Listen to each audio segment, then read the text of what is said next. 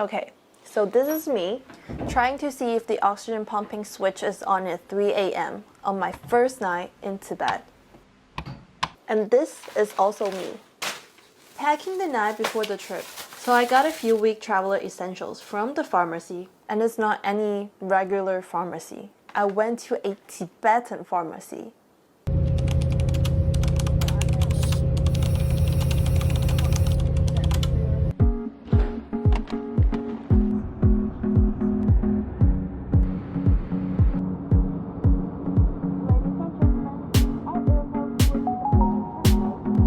Okay, so I've been flying for 3 hours already, and I'm pretty sure we're a couple of thousand feet out. And look how close the mountains are.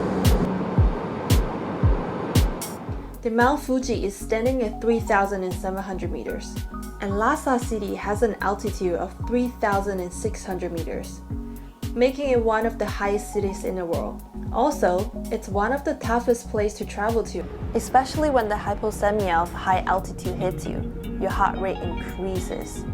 And it's not like your typical insomnia, nor any migraine you ever experienced. And guess what the low oxygen environment leads to? Altitude sickness. Although, it's just the mildest form of acute mountain sickness. I mean, despite the unfriendly natural condition, a lot of people still come to Tibet every year. Why? So, my first stop in Tibet. No doubt, just like any other typical tourist.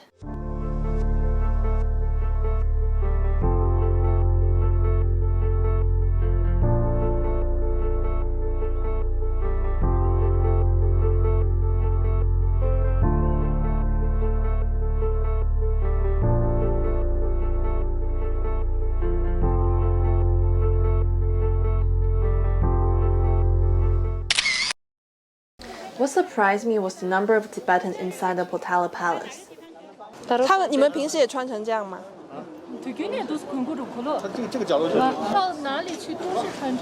？You'll see all kinds of traditional Tibetan clothes in this video.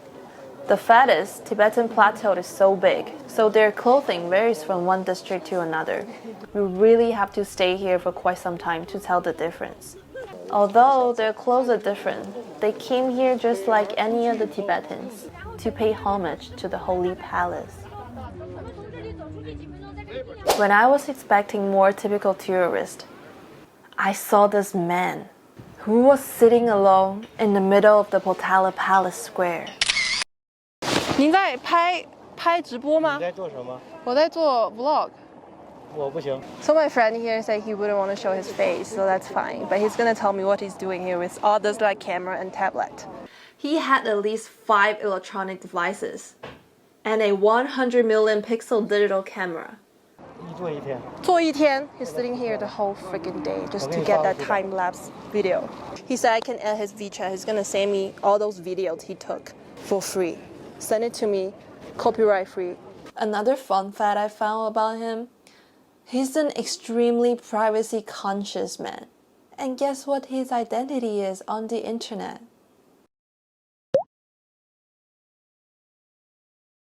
你怎么用这个啊？这安全吗？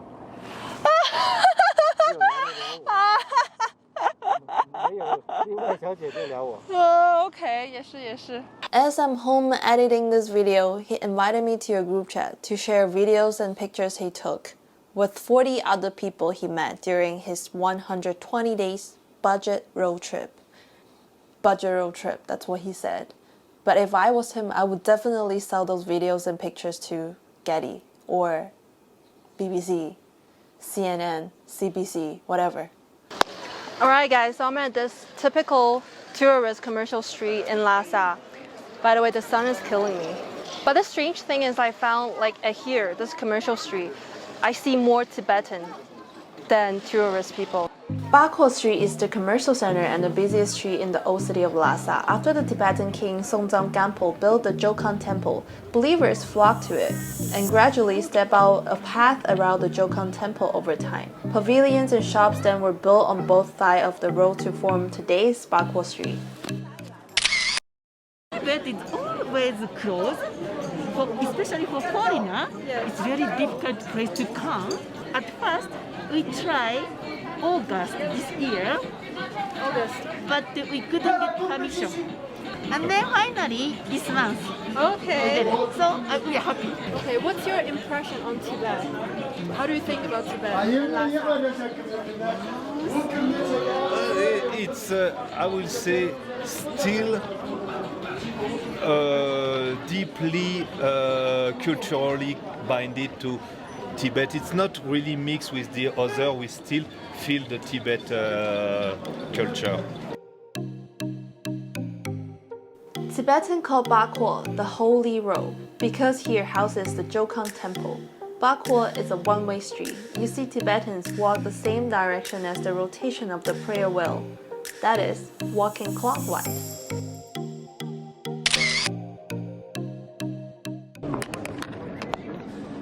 你们是哪里来的？昌都，昌都，是西藏本地的僧人。西藏昌都，西藏昌都。那你们为什么来拉萨？转经。转经啊。就是每个僧人都会来拉萨转经嘛。对。那你们是每天都什么时候会来？明天6点半。每天早上6点半。不是，5点。早上5点。转一天。对。转一整天。OK， 晚上走。OK。是你自己家店，你自己看店啊？啊，他们放心你一个人看店啊？Hello，I'm 闵丽学。来客人啦。啊，他可以，有时候他们不卖。我爸妈接他们去买菜了。买菜了？那客人来了怎么办？客人来了不知道价钱，就说人没有啊。And there's one more thing I didn't know before I came to Tibet. 那你是汉族吗？不是。你是藏族？回族？There are 5 mosques in Lhasa, and Muslims form a small minority in Tibet, with most of them live in the cities. If you look at the map of Lhasa, or look down from the sky, you'll notice Lhasa is a small city. However, the number of taxis here is incredibly huge. And I think Lhasa is one of the cities in Tibet that has a lower altitude compared to other places, such as Ali, where their altitude is over 5,000 meters. 你们去，比如说阿里，也会难受吗？难受。Okay, so now I wouldn't feel so ashamed of myself for having this altitude sickness for the past 2 days. 那你是来拉萨算是打工，还是工作，还是学习？我跑滴滴吧。跑滴滴，专门来这边跑滴滴。对，然后这边1个月，就是还可以吗？可以，还不错哈，还不错。可以。结婚了。哦，结婚了？我看你很小啊。你很小，看着很小。我27岁了。27岁，有孩子吗？孩子9岁了，大了。9岁了。你27岁，然后你孩子9岁。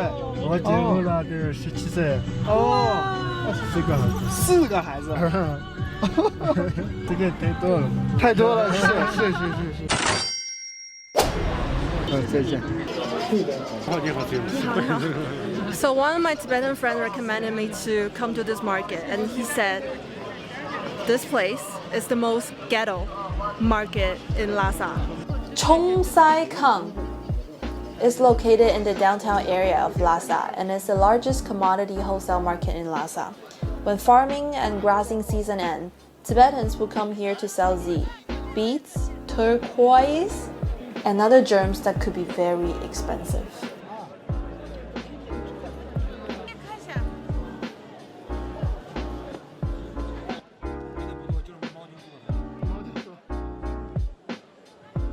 My friend here has over a thousand yaks at home, so he's just come here to casually to sell whatever. Yeah. The internet provides extra earning opportunity for people in the suburb area. Tibetans now have many ways to make money besides the yak, fur, and tourism business. And they don't sell the same way as Bakwal Street. When it comes to the expensive stone, They're not gonna just randomly hang around their neck. They hide it inside of their clothes. And they're not gonna take it out before they see someone who looks like a real boss. Well, what's interesting on the market is that they even have a few market KOLs here to sell stuff online through live streaming. But unlike the crazy expensive beads, the stuff sold online are likely mass manufactured from the factory. Then, I met a store owner who claimed he supplied for over half of the sellers and merchants here. 在拉萨多少年？在这边的话，就是我们这个店的话，就是开了10多年。最早的时候是90几年，那时候拉萨这边特别的穷，周边的话连厕所都没有啊。这为什么这么坚持做这个生意？我们的实体店就是比较非常火爆，比较火爆的，然后吸引好多人，就是从外面的人走进来啊，相当于通过直播呀或者电商的一些形式，把这些文化就是传播出去，像这样的。没电了。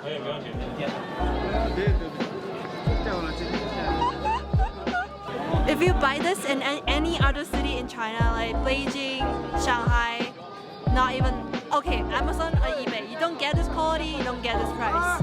So I think it's definitely worth it. It's minutes in, and I haven't touched on the main point of this video. So if I've watched till now, a like and subscribe would be appreciated. At this exact moment, I was sitting in the car heading to Namto, the heavenly lake. Just by looking at the scenery along the way, my soul was already purified. When the car stopped at the Najenla Pass, the only entrance to Namto Lake, we see the mountain full of prayer flags, showing the awe of the gods. And it was at this exact moment I met the guy.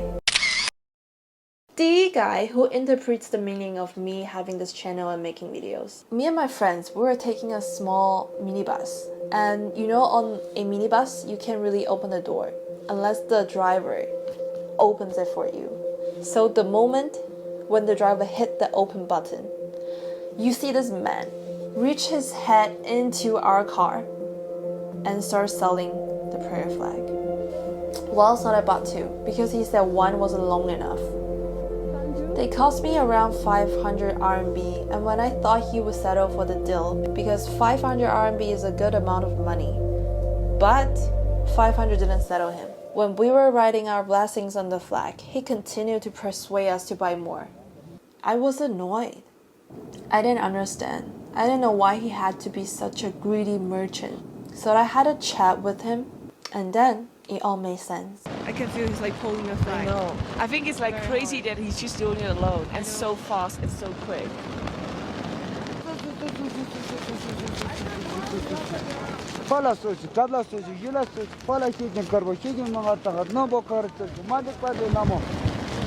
And oh, the thing is, he's only 17 years old. He's only 17 years old? Well, like he asked, I asked. What the hell? He said he's 17, like Shi. So hopefully my Chinese is that good enough. Maybe you should double check, but he's 17 years old. 你做这个做多久了？我这个就是今年新来的嘛，哈，刚来，然后在这里待了差不多4个月左右。4个月左右。对对对。你从哪里来？我就是那个拉萨。那你为什么想上来做这个事情啊？就是我们家人的话，就以前也是卖这种金方过来，就这样过来的赚钱这样嘛。现在的话还是小嘛，就这里家里让我过来，就在这里做生意。那你还上课吗？没有，现在已经毕业了嘛，就还要回学校吗？没有，现在回不了嘛。我高中都没上过，只上过那个初中啊。为什么不上高中？就是家里的原因是吧？就是我们就藏区的来说的话，要得家里有一个孩子，要得做工作的种田，这些要的嘛。就我家人缺人，就这样待在家里。OK， 就这样。那你有弟弟妹妹？哦，弟弟，我有就是2个妹妹，1个弟弟。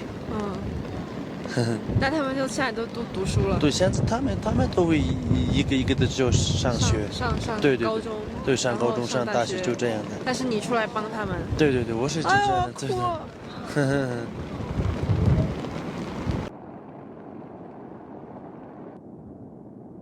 I didn't know the eldest child has to carry the burden of supporting other siblings for higher education in their culture. So Dawa Dundam, only finished the free 9-year compulsory education. 让那琐碎的网线他们扎的，扎西的嘞。 By the time I reached the lake, I was pretty much done. When I thought I found the perfect person to give you guys a brief introduction of the lake and its story, I was wrong again. I've never seen such a shy tour guide in my life. 没事，我们就放松就好。好好好，我对放松的哎。很可爱啊。Can you like what's your name? My name is 班丹卓玛。班丹卓玛。Yes. What's the meaning of your name? 我操，那一定过去这个什么了。Hello， 我叫班丹卓玛，今年25岁，是应届毕业生。然后我毕业于西藏大学。我是一个专业是一个旅游管理。哦 ，OK。然后是我这边的话，就是可以擅长说是在车上讲解呀，平时沟通呀，那些都是没问题。但是我妈就是不太喜欢上镜，可能就是毕业之后，自己就是那种变胖了呀，那种原因，各种原因，就是我不喜欢上镜，所以我希望我的伙伴上来讲一点。你就当做跟我讲话就好了。不会传到网上吧？会。是要传吗？对，会。你让他今天不要让我上。Not everything is as it seems. Human beings are fascinating, and telling their stories fascinates me. While every person is different, the notion of what's normal changes. So, if you like the content, please like and subscribe because I have more amazing stories to come.